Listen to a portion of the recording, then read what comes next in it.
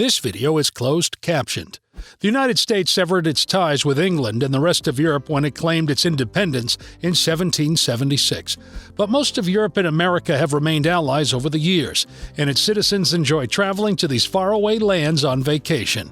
And the difference in history and culture shows. Culture shock is real when visiting somewhere new for the first time, whether it is being way too personal or seeming standoffish by comparison, language differences, or different values. Join us for 10 differences in culture between the U.S. and Europe. Number 10. Religion is less important to Europeans.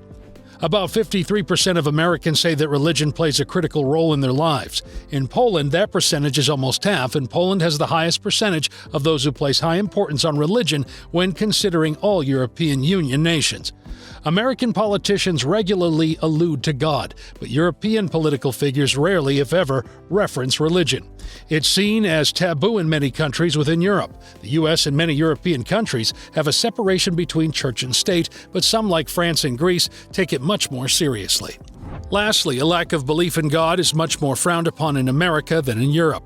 Many religious Americans find fault in those who do not believe or participate in religion, where this is much more widely accepted throughout Europe. Number 9. Death cleaning.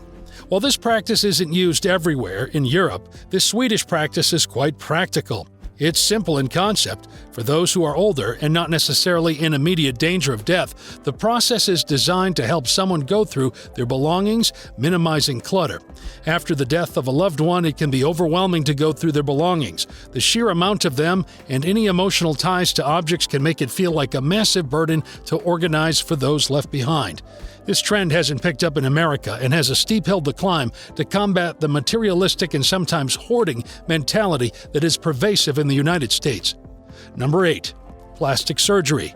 In a 2018 study, it was determined that the United States of America topped the list of total cosmetic procedures globally with more than 4.3 million.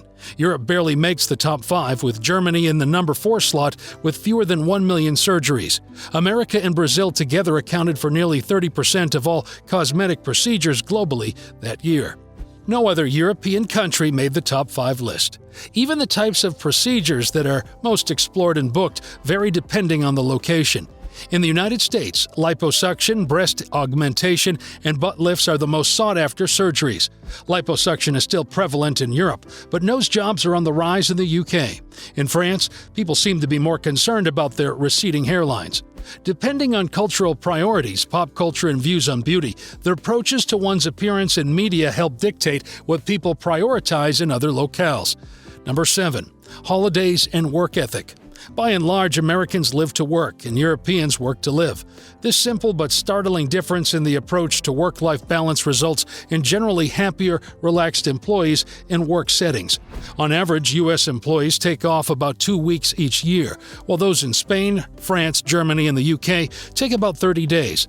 Most European countries offer shorter work weeks than their U.S. counterparts, and Europeans are far more likely to use their vacation rather than let it roll over year to year or expire. Number 6. Drinking age. Legally speaking, there are clear differences between most of Europe and the United States. In the U.S., the legal drinking age is 21 years, while it sits lower at 18 across much of Europe. Beyond the laws, it's assumed that those under 18 probably also drink. Drinking with meals and family is encouraged, meaning it's more widely tolerated for those who are under the legal age to enjoy a drink or two. And while cashiers across the United States have signs indicating regular ID verification, it's far more sparse in Europe. It's such a social activity that loose policies are accepted since it's scarce for Europeans to get sloppy with their drinking. Number 5. Americans demand food fast. There might be McDonald's and Starbucks across the globe, but the demand for fast food is uniquely American in origins. Americans move quickly throughout their days, keeping jam-packed schedules. They prioritize instant gratifications and time efficiency. As a result, Americans tend to prefer their food delivery and consumption to be fast. Even indoor seating at fast food establishments is rushed. Even when eating is part of a group, silence is favored to allow for quicker eating.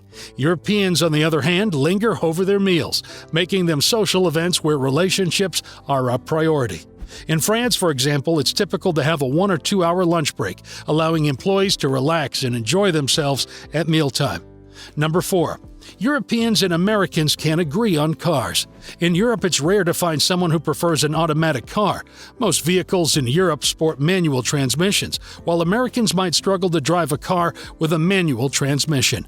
Size also matters when it comes to car choice, with Americans opting for gas-guzzling trucks and SUVs.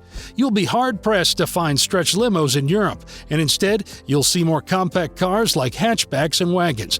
Small vehicles are easier to park along the narrow streets of Europe, especially in cities where parking on the sidewalk is standard practice. Aesthetically, Europeans tend to prefer more rounded silhouettes, whereas the cars on U.S. streets tend to be boxier with harsh lines. Public transportation exists throughout Europe and the United States, but in Europe it's less likely that citizens will feel the need to have one or more cars per household. Number 3. Fashion versus comfort. Particularly in COVID times, America has become the land of the quarantined and the home of the comfortable. Comfortable clothing, that is. Yoga pants, leggings, athletic wear, and business casual pants that are actually sweatpants have flooded the marketplace. Jokes about people dressing up their top half to trick coworkers or Zoom meetings, but wearing little to nothing below the belt. Running out to do a quick errand doesn't inspire a planned outfit, opting instead for pajama pants and sweatshirts. Europeans, however, use outings as opportunities to dress up. They trade their tennis shoes for high heels or fashionable flats, and shapeless clothing for trendy staples. If you enjoy our videos, join us on our journey worldwide by subscribing to our channel. Please click the bell icon to get notified when we publish a new video. Number 2. Cigarettes and tobacco. One of the hallmarks of visiting Europe is the omnipresent cloud of cigarette smoke that seems to waft from every direction. You're less likely to find designated smoking areas, and indoor establishments may or may not have rules in place that reduce the amount of smoke you'll find. A study conducted by the World Health Organization in 2018 found that only 21.9% of Americans smoked tobacco, while Europeans smoked at a rate of 28.7%. To further the comparison, 15 of the top 20 countries with smokers are in Europe. The number 68 position on the list was the United States. The United States has taken a much more strict stance on messaging through public service announcements and targeted advertising highlighting the dangers of smoking. Since these deterrents don't exist in abundance in Europe, it follows that they have higher rates of smokers. Number 1. Measurements of space and time. Some of the most glaring and obvious differences between these two modern powerhouses are their systems for measuring and recording time. While both groups follow the same calendar, they represent the date on documents differently. In the United States, dates are written in the month-to-day-year format, whereas Europeans use the day-month-year format. And when it comes to the time of day, many Europeans rely on the 24-hour system instead of the 12-hour system. This difference is more often seen between English-speaking and non-English-speaking regions.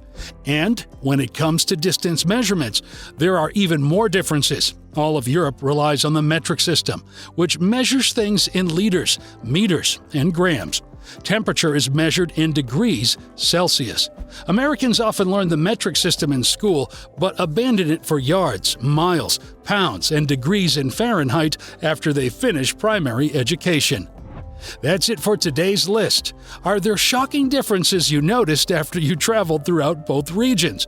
Or were there similarities you found that made you feel at home? Let us know in the comments below.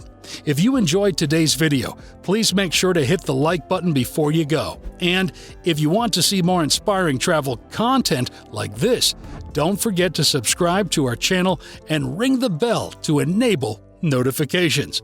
That way, you'll never miss a new video from us. Until next time.